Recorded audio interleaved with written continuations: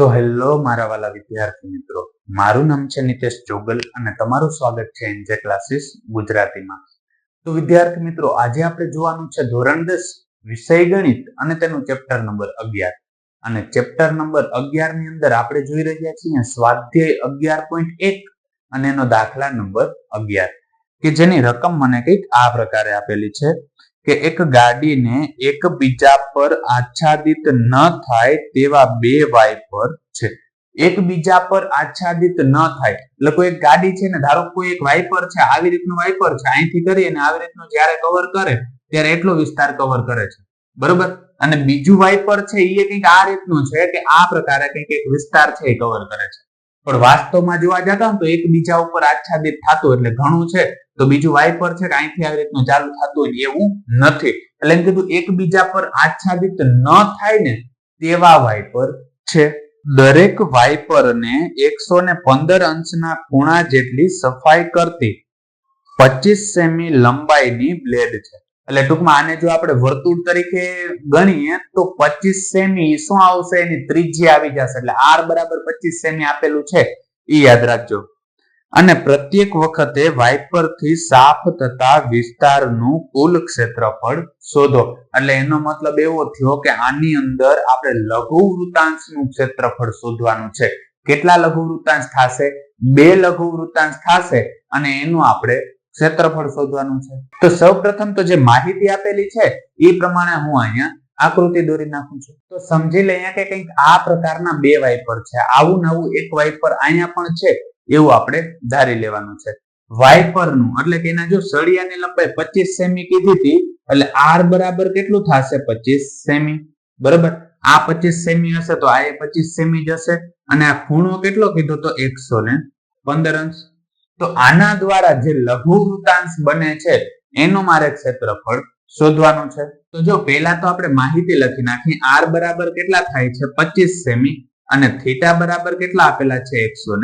115 અંશ. હવે જો આમાં જે લઘુ વૃત્તાંશ ઘેરાય છે ને એનું ક્ષેત્રફળ શોધવું છે, એટલે હું અહીં લખીશ લઘુ વૃત્તાંશનું ક્ષેત્રફળ.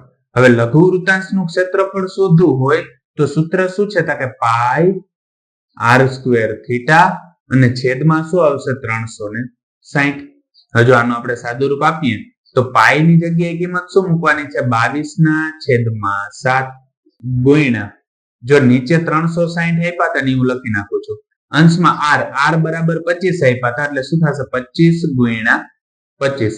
અને હજી થીટા બરાબર કેટલા આપ્યા છે? 115 અંશ. હવે જો આનું મારે સાદુરૂપ આપવાનું છે, તો જો આનું આપણે સાદુરૂપ આપીએ તો આમાં કે છેદ ઉડતો હોય એવું તો મને નથી દેખાતું. તો આપણે શું કરીએ કે જે પદ આપેલા છે ને એના ગુણાકાર કરી નાખીએ. કેવી રીતના ગુણાકાર કરશું? કે જો પહેલા તો છે ને 22 નો અને 115 નો ગુણાકાર કરી નાખું છું અને 25 ગુણ્યા 25 એટલે કે 25 નો વર્ગ પણ કરી નાખું છું. તો સાદુરૂપ આપીએ તો ધારો કે હું અહીં કરી નાખું 115 ગુણ્યા કેટલા કરી નાખું છું? 22. જો ઘણા ને થતું હશે 22 ને 25 કાને ના લીધા, તમે ગમે એમ ગુણાકાર કરો એ હાલે, બરાબર. પહેલા હું આ ગુણાકાર કરું છું, બે પદ છે ને એટલે અહીં 0 મૂકું છું. 5 દુ કેટલા થાય? 10. 10 નો 0 ને વધી પડી 1. 2 એકુ 2, 2 ને 1 કેટલા થશે? 3 અને 2 એકુ 2, બરાબર. અહીંયા 5 દુ કેટલા થાય? 10 અને વધી પડી 1. 2 એકુ 2 અને 1 કેટલા થશે? 3 અને અહીંયા જોવા જઈએ તો 2 એકુ કેટલા થશે? 2. આનું સાદુરૂપ આપીએ તો અહીંયા 0, અહીંયા આવશે 3, અહીંયા 3 ને 2 કેટલા થાય? 5 અને અહીંયા કેટલા આવે છે? 2. એટલે આ એટલાનું 2 નું સાદુરૂપ જોઈએ તો મને કેટલું જોવા મળે છે? 25 30 અને ગુણ્યા 25 ગુણ્યા 25, જો ગુણાકાર કરી નાખો તોય હાલે, 25 ગુણ્યા 25 એટલે 25 નો વર્ગ કરી નાખો તોય હાલે. એ સાવ સહેલું છે. કેમ કરાય? કે છેલ્લા પદનો વર્ગ કેટલો થયો? 25. અહીં 2 છે, 2 પછીનો અંક શું આવે? 3. તો 2 નો 3 નો ગુણાકાર કરી નાખીએ. 3 દુ કેટલા થઈ જાય? 6.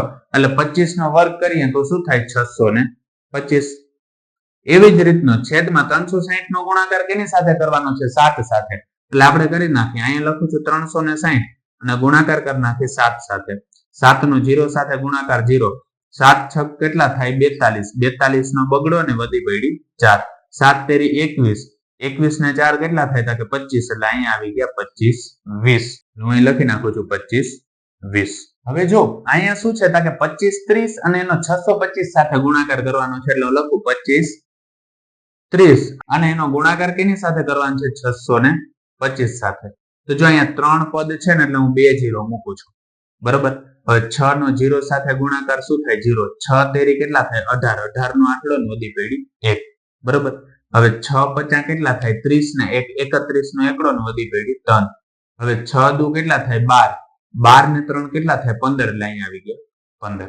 હવે જો આનું સાદું રૂપ આપીએ તો આના પછીનામાં કેટલા 0 મૂકવાના થશે 1 0 મૂકવાના થશે. 2 નો ગુણાકાર 0 સાથે થશે એટલે 0. 2 નો ગુણાકાર 3 સાથે 3 દુ કેટલા થાય 6. 2 નો ગુણાકાર 5 સાથે 5 દુ 10. 10 નો 0 ને વધી પડી 1. હવે 2 નો ગુણાકાર 2 સાથે 2 દુ 4 ને 1 કેટલા થઈ ગયા 5. હવે આ પદનું સાદું રૂપ આપીએ તો 5 નો 0 સાથે ગુણાકાર 0.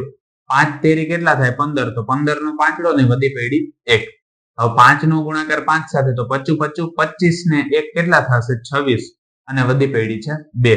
હવે 5 દુ કેટલા થાય 10. 10 ને 2 કેટલા થાય 12. એટલે અહીંયા આવી જશે 12. આનું જો સાદું રૂપ આપીએ તો શું થશે તો કે અહીંયા 0 આવે છે, અહીંયા આવે છે 5, અહીંયા 6 દુ કેટલા થાય 12 અને વધી પડી 1. હવે જો આનું સાદું રૂપ આપી તો 8 ને 1 કેટલા થાય 9 અને 9 ને 2 કેટલા થાય 11. તો 11 નો એકડો ને વધી પડી 1. 1 ને 1 કેટલા થાય 2. 2 ને 1 કેટલા થઈ જાય 3 અને 3 ને 5 કેટલા થઈ જાય 8 અને અહીંયા 15 હતા એટલે શું આવ્યા 15.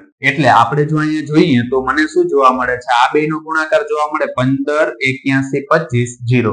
તો હું અહીંયા લખું છું 15 81 25 અને હજી શું છે 0. અને તે જ પ્રકારે છેદમાં પણ શું છે કે 25 20. હવે અહીં જોવા જઈએ તો 0 0 ઉડી જાય. તો આ જે લઘુ વૃત્તાંશનું ક્ષેત્રફળ કહું તો કેટલું જોવા મળે તો જો અહીં જો એકમ દશક 100 1000 દશિયા અને લાખ એટલે થશે 1,58,125 ભાગ્યા 252 અને માપ કેમાં આપ્યા હતા સેમીમાં આપ્યા હતા એટલે સેમી વર્ગ. આ કેટલા ભાગ દ્વારા ઘેરાતો ભાગ છે તો કે એક જે એનું વાઇપર આવતું હોય ને એક વાઇપર દ્વારા એટલો વિસ્તાર છે ને એ ઘેરાય છે. આપણે શું શોધવાનું છે કે બે વાઇપર દ્વારા સાફ થતા કુલ વિસ્તારનું ક્ષેત્રફળ. એટલે હું અહીં લખીશ બે વાઇપર દ્વારા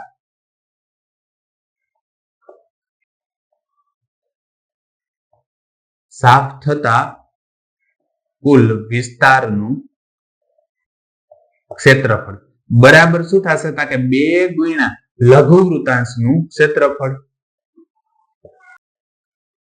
કેમ કે બંને વાઇપર છે એ લઘુ વૃત્તાંશ જ બનાવે છે અને એકબીજા ઉપર આપાત થતું નથી અથવા તો એકબીજા ઉપર સંપાત થતું નથી એવી આપણે ચોખવટ કરી છે. નહીંતર તો વાઇપર છે એકબીજા ઉપર સંપાત પણ થતા હોય છે. બરોબર.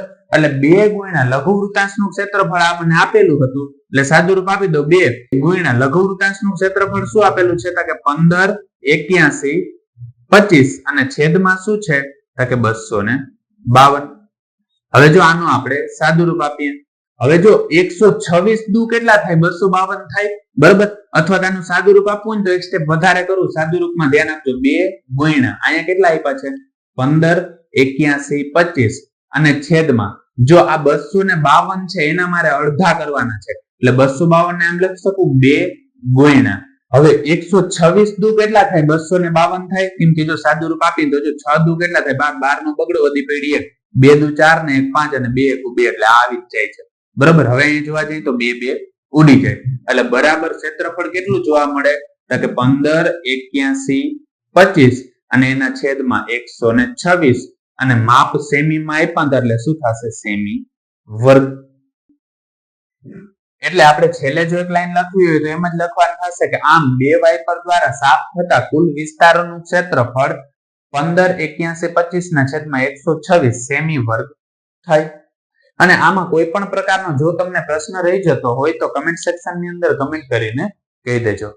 તો વિદ્યાર્થી મિત્રો આજ માટે બસ એટલું જ. જો તમને અમારો આ વિડીયો પસંદ આવ્યો હોય તો વિડીયોને લાઈક કરીને ચેનલને સબસ્ક્રાઇબ કરવાનું ન ભૂલતા. કારણ કે જ્યારે તમે વિડીયોને લાઈક અને ચેનલને સબસ્ક્રાઇબ કરો છો ત્યારે અમને મોટિવેશન મળે છે અને આ જ પ્રકારના વિડીયો અમે તમારા માટે બનાવી શકીએ છીએ. ધન્યવાદ.